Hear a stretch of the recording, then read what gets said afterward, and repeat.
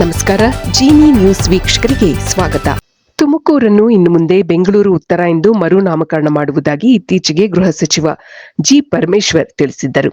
ಆದರೆ ಇದೀಗ ತಾವು ನೀಡಿದ್ದ ಹೇಳಿಕೆಯ ವಿರುದ್ಧವೇ ಮತ್ತೊಂದು ಹೇಳಿಕೆ ನೀಡಿದ್ದಾರೆ ಪರಮೇಶ್ವರ್. ತಮ್ಮ ಹಿಂದಿನ ಹೇಳಿಕೆಯನ್ನು ಅಲ್ಲಗಳೆದಿರುವ ಅವರು ಯಾವುದೇ ಕಾರಣಕ್ಕೂ ತುಮಕೂರು ಹೆಸರಿನ ಬದಲಾವಣೆ ಇಲ್ಲ ಎಂದು ಸ್ಪಷ್ಟಪಡಿಸಿದ್ದಾರೆ. ಸುದ್ದಿಗಾರರೊಂದಿಗೆ ಮಾತನಾಡಿದ ಅವರು, ನಮ್ಮ ಕಲೆ ಮತ್ತು ಸಂಸ್ಕೃತಿ ವಿಭಿನ್ನವಾಗಿದೆ. ಅದರ ಬಗ್ಗೆ ನಾವು ಎಂದಿಗೂ ರಾಜಿ ಮಾಡಿಕೊಳ್ಳುವುದಿಲ್ಲ. ತುಮಕೂರು ವೇಗವಾಗಿ ಬೆಳೆಯುತ್ತಿದೆ. ನಮ್ಮ ಮೆಟ್ರೋ ಜಾಲವನ್ನು ಜಿಲ್ಲೆಗೆ ವಿಸ್ತರಿಸಲು ಮತ್ತು ಇಲ್ಲಿಗೆ ಹೆಚ್ಚಿನ ಕೈಗಾರಿಕೆಗಳನ್ನು ಆಹ್ವಾನಿಸಲು ನಮ್ಮ ಪ್ರಯತ್ನಗಳು ಎಂದಿನಂತೆ ಮುಂದುವರಿಯುತ್ತದೆ ಎಂದು ತಿಳಿಸಿದರು. ತುಮಕೂರು ಬೆಂಗಳೂರಿನ ದಕ್ಷಿಣ ಆಗಬಹುದೇ ಎಂದು ಪತ್ರಕರ್ತರು ಕೇಳಿದಾಗ ನಾನು ಆದರೂ ಆಗಬಹುದು ಎಂದು ಹೇಳಿದ್ದೆ. ಆದರೆ ತುಮಕೂರಿನ ಹೆಸರು ಬದಲಾಯಿಸುತ್ತೇವೆಂದು ಹೇಳಿರಲಿಲ್ಲ. ತುಮಕೂರಿನ ಹೆಸರನ್ನು ಯಾವುದೇ ಕಾರಣಕ್ಕೂ ಬದಲಾಯಿಸುವುದಿಲ್ಲ. ಅದಕ್ಕೆ ಅದರದೇ ಆದಂತಹ ಇತಿಹಾಸ ಹಾಗೂ ಸಂಸ್ಕೃತಿ ಇದೆ. ಯಾವುದೇ ಕಾರಣಕ್ಕೂ ತುಮಕೂರು ಜಿಲ್ಲೆಯ ಹೆಸರು ಬದಲಾಯಿಸುವುದಿಲ್ಲ ಎಂದು ಪರಮೇಶ್ವರ್ ತಿಳಿಸಿದರು. ಭರಚುಕ್ಕಿ ಜಲಪಾತಕ್ಕೆ ಜೀವಕಳೆ ಬಂದಿದೆ. ಪ್ರವಾಸಿಗರ ಕಣ್ಣಿಗೆ ಹಬ್ಬವನ್ನುಂಟು ಮಾಡುತ್ತಿರುವ ಈ ಭರಚುಕ್ಕಿ ಜಲಪಾತವನ್ನು ವೀಕ್ಷಿಸಲು ಬರುತ್ತಿರುವ ಪ್ರವಾಸಿಗರಿಂದಾಗಿ ವ್ಯಾಪಾರವು ಜೋರಾಗಿ ನಡೆಯುತ್ತಿದೆ. ಕಬಿನಿ ಹಾಗೂ ಕೆಆರ್ಎಸ್ ಜಲಾಶಯಗಳಿಂದ ನದಿಗೆ ನೀರು ಹರಿಬಿಟ್ಟಿರುವುದರಿಂದ ಕೊಳ್ಳೇಗಾಲ ತಾಲೂಕಿನ ಸುಪ್ರಸಿದ್ಧ ಭರಚುಕ್ಕಿ ಜಲಪಾತಕ್ಕೆ ಜೀವಕಳೆ ಬಂದಿದೆ. ಕೇರಳದ ವೈನಾಡು ಸಹಿತ ಕಾವೇರಿ ಜಲಾನಯನ ಪ್ರದೇಶದಲ್ಲಿ ಉತ್ತಮ ಮಳೆಯಾಗುತ್ತಿರುವುದು ಕೂಡ ಭರಚುಕ್ಕಿ ಜಲಪಾತ ಮೈತುಂಬಿಕೊಳ್ಳಲು ಕಾರಣವಾಗಿದೆ. ಕಾನನದ ನಡುವೆ ಹಾಲ್ನುರಿಯಂತೆ ಭೋರ್ಗರೆಯುತ್ತಾ ಧುಮ್ಮಿಕ್ಕುವ ಭರಚುಕ್ಕಿ ಜಲಪಾತದ ಸೊಬಗು ವರ್ಣನಾತೀತವಾಗಿದೆ. ಸದ್ಯ ಕಬಿನಿ ಜಲಾಶಯದಿಂದ 25,000 ಕ್ಯೂಸೆಕ್ಸ್ ಹಾಗೂ ಕಾವೇರಿ ಜಲಾಶಯದಿಂದ 1,000 ಕ್ಯೂಸೆಕ್ಸ್ ಮಾತ್ರ ನದಿಗೆ ಬಿಡಲಾಗಿದೆ. ಈ ಪ್ರಮಾಣ ಹೆಚ್ಚಾದರೆ ಜಲಾಶಯದ ಸೊಬಗು ಮತ್ತಷ್ಟು ಹೆಚ್ಚಾಗುತ್ತದೆ. ಸಾಮಾನ್ಯವಾಗಿ ಜಲಪಾತದಲ್ಲಿ ನೀರಿನ ಹರಿವು ಹೆಚ್ಚಾಗುವುದರಿಂದ ನಿಸರ್ಗದ ಸೌಂದರ್ಯ ಕಣ್ತುಂಬಿಕೊಳ್ಳಲು ಪ್ರವಾಸಿಗರು ಹೆಚ್ಚಿನ ಸಂಖ್ಯೆಯಲ್ಲಿ ಬರುತ್ತಾರೆ.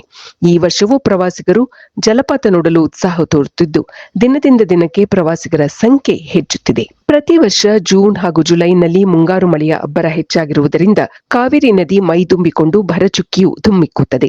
ಆದರೆ ಈ ವರ್ಷ ಅವಧಿಗೂ ಮುನ್ನವೇ ಮಳೆಯಾಗುತ್ತಿರುವುದರಿಂದ ತಿಂಗಳ ಹಿಂದೆಯೇ ನೀರಿಲ್ಲದೆ ಸೊರಗಿದ್ದ ಭರಚುಕ್ಕಿ ಜಲಪಾತ ಇದೀಗ ಭಾರಿ ಸದ್ದು ಮಾಡುತ್ತಿದೆ. ಜುಲೈ ಹಾಗೂ ಆಗಸ್ಟ್ನಲ್ಲಿ ಈ ನೀರಿನ ಅಬ್ಬರ ಮತ್ತಷ್ಟು ಹೆಚ್ಚಾಗಲಿದೆ. ಭರಚುಕ್ಕಿ ಜಲಪಾತದ ವೀಕ್ಷಣೆಗೆ ಶನಿವಾರ, ಭಾನುವಾರ ಹಾಗೂ ರಜಾ ದಿನಗಳಲ್ಲಿ ರಾಜ್ಯ ಹಾಗೂ ಹೊರ ರಾಜ್ಯಗಳಿಂದ ಪ್ರವಾಸಿಗರು ಹೆಚ್ಚಾಗಿ ಭೇಟಿ ನೀಡುತ್ತಾರೆ. ಜಿಟಿ ಮಳೆ ಹಿಡಿದರೆ ಜಲಪಾತದ ಬಳಿ ಪ್ರವಾಸಿಗರ ದಟ್ಟಣೆ ಹೆಚ್ಚಾಗುತ್ತದೆ ಎಂದು ಅರಣ್ಯ ಇಲಾಖೆಯ ಸಿಬ್ಬಂದಿ ತಿಳಿಸಿದ್ದಾರೆ. ಭರಚುಕ್ಕಿ ಜಲಾಶಯದ ಸಮೀಪವಿರುವ ಸಣ್ಣ ಪುಟ್ಟ ವ್ಯಾಪಾರಿಗಳಲ್ಲಿ ಹರ್ಷ ಮೂಡಿದೆ.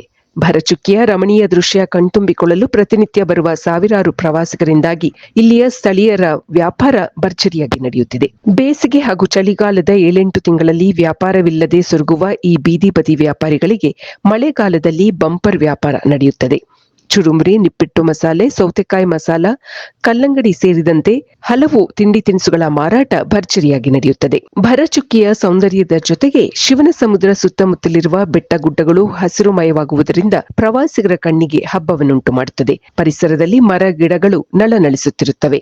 ಬ್ರಿಟಿಷ್ ಕಾಲದಲ್ಲಿ ಕಟ್ಟಿರುವ ವೆಸ್ಲಿ ಸೇತುವೆ, ಶಿವನ ಸಮುದ್ರದ ಸಮೂಹ ದೇವಾಲಯಗಳು, ದರ್ಗಾ, ಬೆಂಗಳೂರು ಮಾರ್ಗಕ್ಕೆ ಅಡ್ಡಲಾಗಿ ನಿರ್ಮಿಸಿರುವ ಹೊಸ ಹಾಗೂ ಹಳೆಯ ಸೇತುವೆಗಳು ಈ ಭಾಗದ ಪ್ರಮುಖ ಪ್ರವಾಸಿ ತಾಣಗಳಾಗಿವೆ.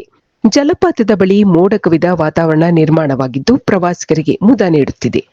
ಬೆಳಗ್ಗೆ ಹಾಗೂ ಸಂಜೆ ಕಾವೇರಿ ಹರಿಯುವ ಶಿವನ ಸಮುದ್ರದ ಸುತ್ತಮುತ್ತ ಬೀಸುವ ತಂಪಾದ ಗಾಳಿ, ಮಳೆಯ ಸಿಂಚನ ಮನಸ್ಸಿಗೆ ಆಹ್ಲಾದಕರವನ್ನ ನೀಡುತ್ತದೆ. ಜಲಪಾತದಿಂದ ರಭಸವಾಗಿ ಧುಮ್ಮಿಕ್ಕುವ ಜಲಧಾರೆ ಗಾಳಿಯ ಜೊತೆ ಸೇರಿ ಪ್ರವಾಸಿಗರಿಗೆ ಪನ್ನೀರು ಎರಚಿದಂತಹ ಅನುಭವವಾಗುತ್ತಿದೆ. ಜಲಪಾತಕ್ಕೆ ಜೀವಕಳೆ ಬಂದಿರುವುದು ಹಾಗೂ ಪ್ರವಾಸಿಗರ ಸಂಖ್ಯೆಯು ಏರಿಕೆಯಾಗಿರುವುದು ಸಂಭ್ರಮ ಹೆಚ್ಚಿಸಿದೆ. ಈ ಸಲ ನವರಾತ್ರಿಯು 10 ದಿನಗಳಲ್ಲ, ಬದಲಿಗೆ 11 ದಿನದ ಆಚರಣೆಯಾಗಲಿದೆ. ಈ ರೀತಿ 11 ದಿನ ದಸರಾ ನಡೆಯುತ್ತಿರುವುದು ಇದೇ ಮೊದಲು ಎಂದು ಇತ್ತೀಚೆಗೆ ಮಾಧ್ಯಮಗಳು ವರದಿ ಮಾಡಿತ್ತು. ಆದರೆ 11 ದಿನದ ದಸರಾಚರಣೆ ಈ ಹಿಂದೆಯೂ ನಡೆದಿದೆ ಎಂದು ರಾಜವಂಶಸ್ಥೆ ಪ್ರಮೋದಾದೇವಿ ಒಡೆಯರ್ ತಿಳಿಸಿದ್ದಾರೆ. ಮೈಸೂರು ದಸರಾ ಆಚರಣೆಯು ಈ ಬಾರಿ 11 ದಿನ ಕಾಲ ನಿಗದಿಯಾಗಿರುವುದು ಹೊಸತೇನಲ್ಲ. ಈ ಹಿಂದೆಯೂ ಹಲವು ಬಾರಿ ನಡೆದಿದೆ ಎಂದು ಅವರು ತಿಳಿಸಿದ್ದಾರೆ. ಸಾಮಾನ್ಯವಾಗಿ ದಸರಾ 9 ದಿನಗಳ ಕಾಲ ನಡೆಯುವುದು ವಾಡಿಕೆ.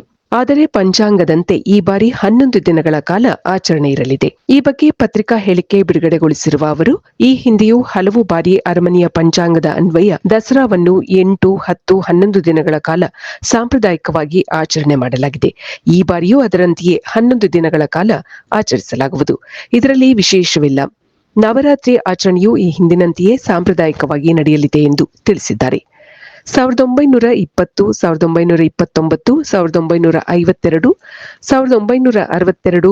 1980, 1990, 1998, 2000 ಹಾಗೂ 2015 ಹಾಗೂ 2016ರಲ್ಲಿಯೂ ದಸರಾ ಆಚರಣೆ 11 ದಿನಗಳ ಕಾಲ ನಡೆದಿತ್ತು ಎಂದು ಪ್ರಮೋದ ದೇವಿ ಒಡೆಯರ್ ಅವರು ಮಾಹಿತಿ ನೀಡಿದ್ದಾರೆ. ಇದು ಈ ದಿನದ ಸುದ್ದಿಗಳು. ನಿರಂತರ ಸುದ್ದಿಗಳಿಗಾಗಿ ವೀಕ್ಷಿಸುತ್ತಿರಿ ಜೀನಿ ನ್ಯೂಸ್. ನಮಸ್ಕಾರ.